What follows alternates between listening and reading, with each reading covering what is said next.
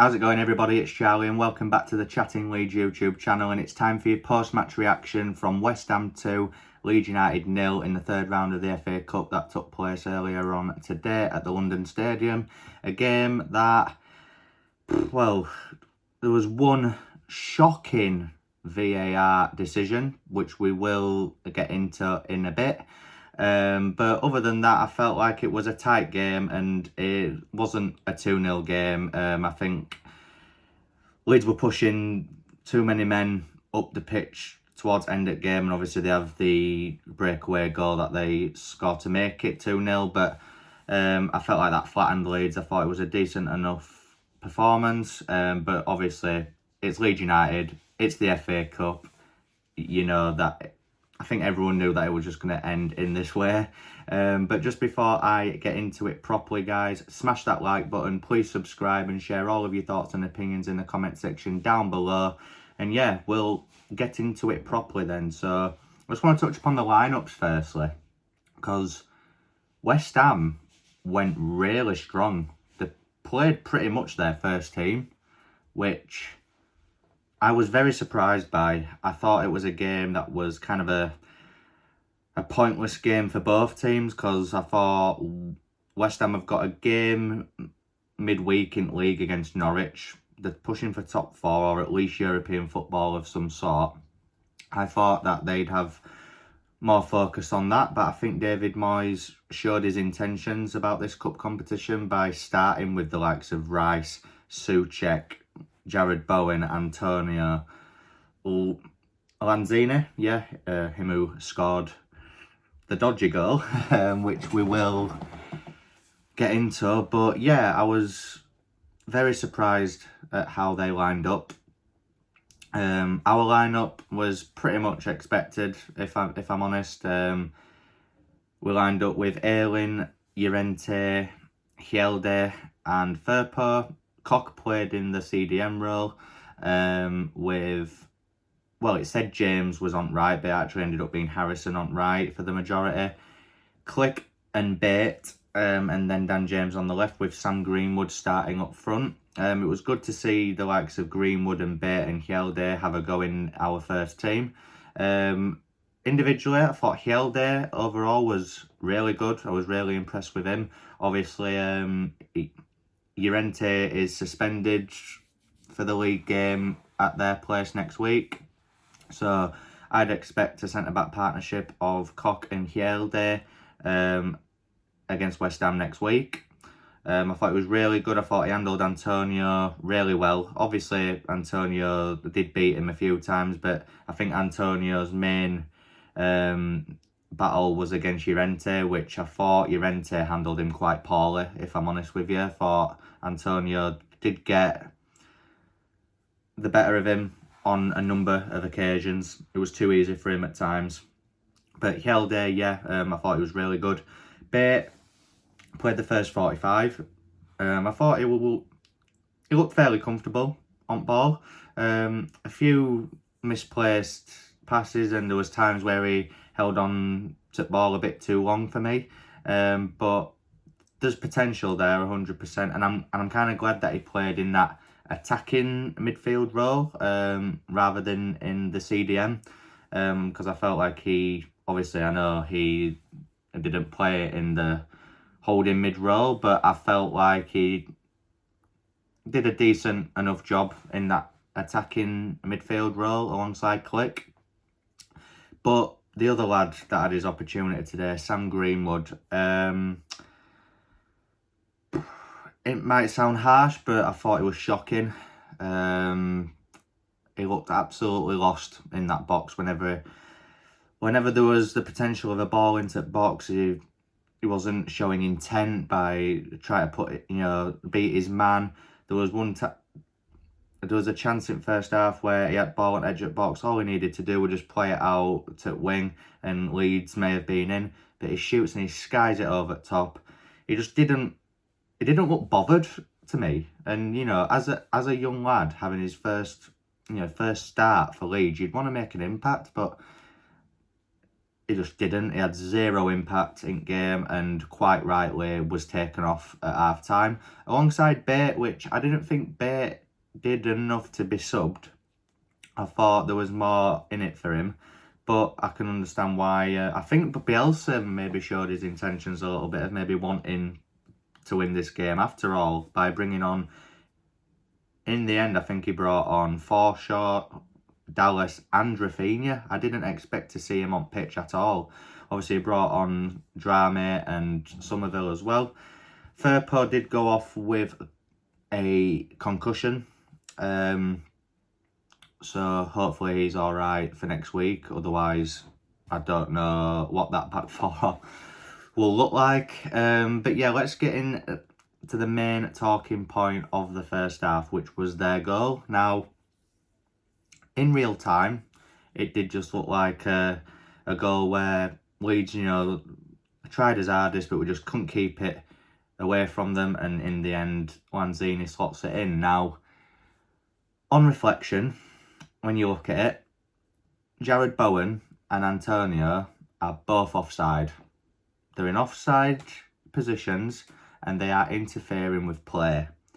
Bowen, when it showed you on the replay, yes, I agree, he did not touch the ball in end, but he was interfering with play, and if he's not in that position, then Meslier picks up that ball and he collects it and it's 0-0. So he's interfering with play. The FA rules state that if an opponent is challenging another opponent coming in from an offside position, then it's offside and the goal should be chalked off. Why wasn't it? Why? VAR checked it for a good few minutes. It wasn't like they had like one quick look from like a single angle and then just thought, yeah, like balls to it, it's a goal. They looked at it for about 3 or 4 minutes, which isn't a lot of time when you think about it, but in that moment it felt like ages that they were looking at it and they still got it wrong. How could they still get it wrong?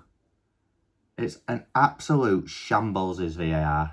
Utter shambles. Now, I'm not saying that it'd have made a difference. I'm not saying that if that goal is chalked off that Leeds win this game. But, come on, you need to be fair. Like, it was just... They're both offside. Like, it shouldn't matter if he touches the ball or not. He's interfering with play. As I've already said, if Bowen is not there, Meslier calmly collects that ball and it's 0-0. And, whatever happens from that point happens. But, it's one of the worst VAR shouts I've seen in a very long time. And it's always... I know that it's happened to other teams, but it just seems like it always happens to us. Always. Always. And again, I just want to, caveat this by saying I don't think it would have made a difference in the end. West Ham would have probably gone on to win because they had that extra bit of quality on pitch. But, you need to be fair, and that was not a goal. It should have been chalked off. But we moved on into the second half. I felt Leeds improved second half. I thought Koch had a great game. Even in the holding role, I thought he was really good. But especially once Ayling went off and he moved into centre half, I thought, yeah, really good. There was that last ditch tackle on Antonio where he nicks the ball away from him. Amazing play. Dallas improved us once he came on, and Rafinha, obviously once Somerville came on, he was playing as like a number 10, was Raf, and he was coming so deep. Like, I've never seen him play that deep before. I was shouting, just get in the box, like, you need to be further forward. I know he was trying to influence it, but he can't do it all on his own. And it pains me to say it, but I don't think he impacted the game at all, really. And then we had a few half chances where it comes off Harrison and James, and you know, they both kind of don't know who it's falling to. It's a good ball into the box, and if there's a decent touch from either of them, it's 1-1. And then there was the other chance that I thought James had missed a sitter, but when you actually see it replay, I think Craig Dawson did get a touch on it prior to James, so obviously it's lost the passage of play. But yeah, I thought Leeds improved a lot in second half, and I did feel that West Ham were getting a bit shaky. I did. They were getting shaky within the last 10 minutes or so, and I did think Leeds were going to pull a goal back. I did. We were pressuring them loads. They were, as I said, they were looking shaky, and I thought, come on, let's take advantage of this. But then Melier came up for a corner. Obviously, comes out, Leeds try getting it back into the box. West Ham end up winning possession back. They play it up to Antonio. He's patient. He waits for the chance to play in Jared Bowen, and he slots it home in 93rd minute to kill the game off at 2-0. And that's what I mean, like, when I say that it wasn't a 2-0 game. I thought Leeds played decent enough, and we had chances to equalise, but we don't have that natural striker at the minute. We don't. And I feel like Sam Greenwood will not start against West Ham in League next week. So for me, pains me to say it because I don't want to see it, but I think we're going to see the Dan James up front against West Ham next week because there's no other option. Obviously, we learnt that Patrick Bamford had a little issue in training. From what I'm hearing, it's a hip injury or a knock on his hip. So they obviously chose to not risk him in this game. But if that's another injury and if that's another setback, then Jesus, like, how many injuries are we going to get? Like, and I'm not saying that Orta and that are not working hard behind the scenes in order to bring signings in, but they need to work a bit harder. We need players. We need depth. If they're decent enough quality, just bring them in. All this crap that Bielsa says about the need to be better than our starting 11. No, I'm sorry, but they don't. For me, they should be as good or better.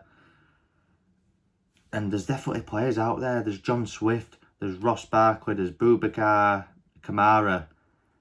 You know, there's decent players out there that Leeds can bring in. And for some reason, obviously, there's no deals being made other than a 18-year-old that's joining under 23s. With all due respect to Fernandes, we didn't need him. In my opinion, we don't need him. We just don't. We don't need under 23 signings. We need first team signings, whether it's permanent or loan deals. I don't care if we sign 3 players and they're all on loan. Just get them in. We need depth. It's starting to get a bit of a joke now. The sooner we get depth in, get us already injured players back, and I think Leeds will be fine. Obviously, the win against Burnley is, 8 points adrift of the relegation zone. It's a decent cushion, so I think whatever happens at West Ham next week, I don't think it'll impact us greatly. But there's just something in it for me. I think Leeds with a more, when I say full strength, obviously not 100%, but with a slightly better starting 11, I think Leeds can get a point here against West Ham. I do. We made them a bit nervy towards end earlier on, so you just never know. Now, I am starting to ramble a bit, people, so I think we'll leave it there. Thank you so much for watching this post-match reaction to West Ham 2, Leeds United 0 from the third round of the FA Cup. Leeds exit the FA Cup at the third round stage once again, but it's fine. We can focus on league now and getting further adrift from that drop zone. So if you've enjoyed this video, people, please smash that like button and please subscribe if you're brand new. I think at this minute in time we're about 220 away from hitting 1,000, so it would really do me a solid that if you've not subscribed, please subscribe. It would really mean a lot. Share all of your thoughts and opinions in the comment section down below. And I will see you in my next upload, which will be Bite-Size Leeds. Bite-Size Leeds will be back on the channel tomorrow morning at 8 o'clock, so make sure that you tune into that. And yeah, I'll see you in a bit, guys. Thank you.